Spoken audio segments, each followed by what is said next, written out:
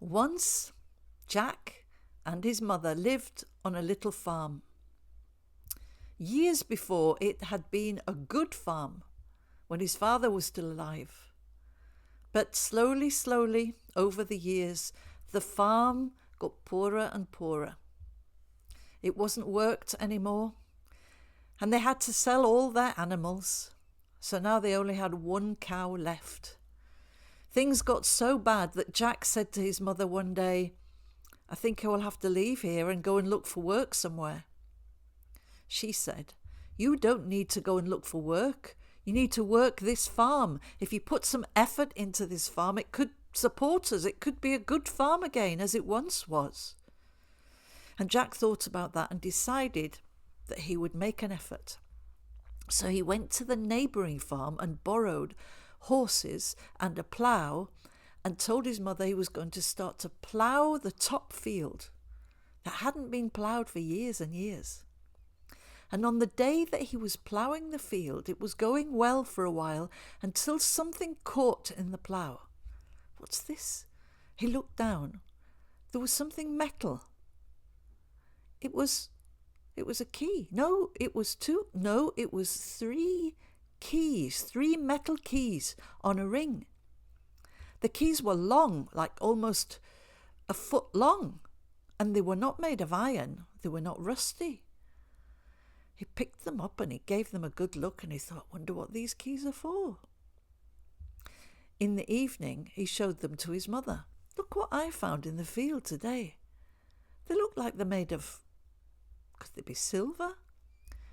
His mother's eyes went wide. She said, "Jack, you've no idea what you found. You found the silver keys." "What are they?" said Jack. "Listen and I'll tell you what happened. When you were just a baby, maybe 15 years ago, the king came hunting over our land. And it was only supposed to be for a day, but sometime during that day, he lost his ring of silver keys. And apparently he never went anywhere without these keys. I don't know what they were for. But when he found that he'd lost them, he went crazy. And he made everybody around and about look for them. He looked for them. He stayed a month looking for them.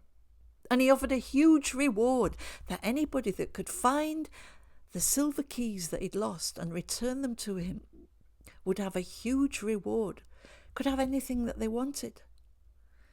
So then your father started looking for the keys. And that's what he did for all of his days. And he stopped taking care of the farm. And one night late, he was out in the rain and the cold, and he slipped, he fell into a ditch, and he was found dead the next day. That's how your father died, looking for those silver keys. "But what are they for? Why are they so important?" said Jack. "I don't know. I wish I did know. But now look, you can take those keys and return them to the king and get a big reward. That's what you should do." So the next day, Jack set off, and just before he left, his mother said, "Be careful, don't show them to anybody on the way. Hide them." And so inside his jacket, he had a special pocket, and he hid those keys. And he was walking for 2 or 3 weeks. He went a long, long way, and he kept asking directions as he went. And nobody knew that he had these keys. Finally, he came to the palace and he presented himself to the guard outside the palace, but Jack had been on the road for a long time and he looked really dirty, and he went up to the guard and said, "I've come to see the king. I have a present for him." And the guard wouldn't let him in. And Jack said, "No, I have something to give to the king. I must see him. You can give it to me and I'll give it to the king," said the guard. "No, I must give the king this gift myself." Well, their voices grew louder and louder until who should turn up behind the guard but the king himself. He said, "What's going on here?" He heard and he said, "Well, he looks like a fine young man to me. Just been on the road a bit, I expect. Come in, come in.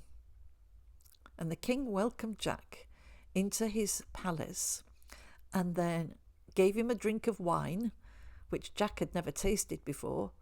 And he said, now tell me the story. Why are you here? Jack said, well, I found something that belongs to you. He opened up his jacket and he took out the silver keys. And the king's eyes widened. He said, oh, Jack, you don't know what you've done. You've made me a new man. Thank you. Jack said, what are they for, Your Majesty? Please tell me, because these keys were the reason my father died. Very well, said the king. I'll tell you the first half of the story. Many, many years back, there was a court magician, and he and I were very good friends. But eventually he said he had to go back to his own country. I don't know where that was. But before he left, he built something for me. He built a special garden in the middle of the mountains that can only be accessed through 3 gates. And these keys are for those gates so that I can go into that garden. And whenever I feel like it, I go for a visit to the garden. Jack said, well, very pleased that you've got your keys back and you can go to the garden. You'll be wondering about the reward. Well, it would be useful, said Jack. The king said, don't worry, you will be handsomely rewarded. But first you must promise me something. You must stay here in the palace. Don't leave the district. You'll be well taken care of, and I'll be back. I have to go to the garden. I'll be back in 20 days. You'll have everything you want.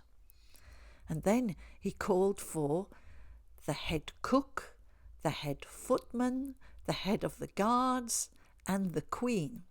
And he told them all that Jack was to be treated with the utmost respect, that he should have everything that he desired. And the king said, now the head footman will show you to your room. I won't see you again for a while, but wait 20 days and I'll be back. So Jack was shown this beautiful room and he could have a fantastic bath, and he was given clean clothes, and then he went down into the big hall and there was a feast of food for him and good wine. And then he went back up to his room and he laid down on the bed, and it was such a good bed with silken sheets, and he was just relaxing into it and thinking, 20 days of this is wonderful, when there was a sharp knock at the door. Yes, said Jack. Who is it? It's me, the Queen. Open the door. I want to speak to you. So Jack got up from the bed, he opened the door, and the Queen was standing there, furious, raging. She started shouting at him, you have ruined my life. You have destroyed my life. You have insulted me. Jack couldn't imagine what he'd done. How had he possibly insulted the Queen? She couldn't be reasoned with, though. So he got down his knees and he started to beg. What had he done? What had he done to displease the Queen so badly? And then she said, that court magician made that garden in the mountains. Yes, said Jack. The king told me about it. Yes, but it's what's in the garden that's important. Your Majesty, I don't know what's in the garden. No, you don't, but I will tell you. Inside the garden is the fountain of youth. And for one day that a person spends beside the garden, beside the fountain in the garden of youth, for one day, they become a year younger. The king has now gone for 20 days. When he comes back, he'll be 20 years younger, and he won't want me as his queen anymore. I'll be cast aside like an old stick. And this is your fault. I was happy. The king and I were happy growing older together. Jack said, I'm sorry, I didn't know anything about this place. And she said, for this insult to me, because you've ruined my life, you will be thrown into the dungeon. And with that, the guards dragged him into the dungeon where there was just old straw and rats running around. And day after day, they gave him hardly anything to eat and only a little bit of water. And then he was brought before the court, and for insulting the queen, he was condemned to death by hanging. Jack lay there in the dungeon, wishing that he had never set eyes on those silver keys. Days turned into weeks, and he lost track of time, until finally one day, the guards opened the door, and 3 of them marched in and dragged him to his feet and said, "Tonight, you insulter of the queen, you will be hung." Poor Jack. They took him outside, out into the yard, and there was a great crowd of people booing and hissing and throwing stones, and he was led up 13 steps onto the gallows. And there the hangman said, "What is your last request?" And he put the rope around Jack's neck. And Jack said, "I haven't got a last request, but is this the way to treat somebody who comes with a gift for the king? I swear I didn't insult anybody. I didn't insult the queen." But there was no talking to the hangman. And just at the moment that the hangman was about to let the floor drop and let Jack hang, suddenly there was a loud call in the crowd, "Make way! Make way!" And a horseman appeared. And the horseman rode all the way up to the gallows, sprang off his horse, ran up those 13 steps, took the rope off Jack's neck, and said, "Jack, you're saved. Come with me." Jack didn't know who this was, but he was very glad to be saved. "You don't recognize me," said the man. Well, there was something familiar about his voice, but Jack certainly didn't recognize the man. He took Jack into the palace, into the king's main receiving room. He called for wine, and then he said, "Jack, it's me, the king. I've been in the Garden of Youth next to the fountain. Now I'm 20 years younger, thanks to you. Thanks to you for finding the silver keys. But tell me what happened. What's your story? How did you end up on the gallows there?" So Jack said everything that had happened, how he'd been making himself comfortable, he'd eaten well, he'd washed, he'd put on nice clothes, he was just comfy in the bed, and the queen had come in and accused him of insulting her, and told him the whole story about the Fountain of Youth, and that she was afraid that she would be cast aside by him, the king.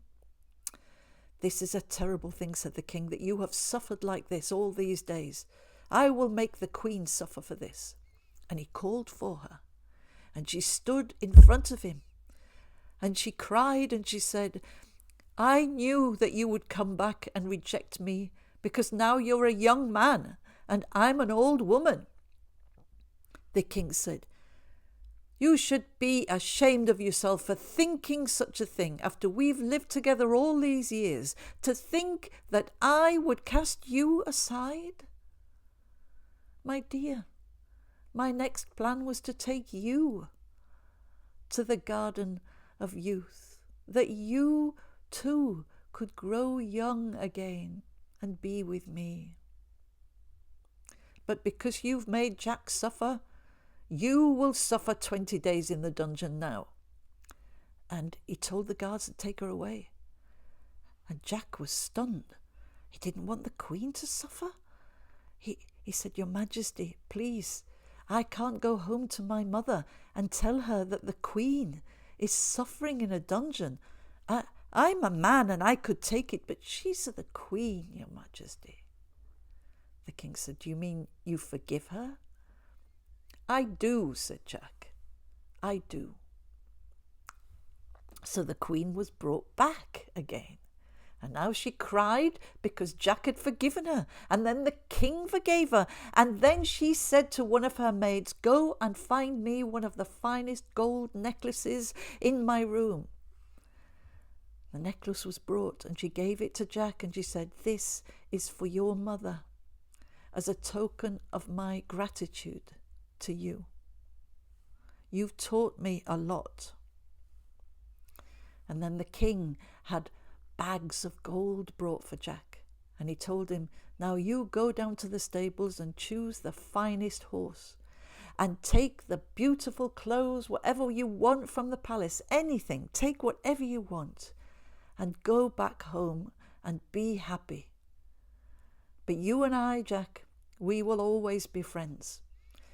Please come and visit me again, and maybe I'll take you to the Garden of Youth. But if you don't come and see me here, I will come and visit you." So Jack took the diamond necklace and all the gold, beautiful clothes, and a fine horse, and he went home. And he sat down with his mother and told her everything. And with the gold, he bought a huge farm, and he became a big farmer. And some people say that he often visited the king and that he often went on a trip somewhere in the mountains. And he could still be farming that great farm because he visited the Garden of Youth. Who knows how many times? And that is the end of the story.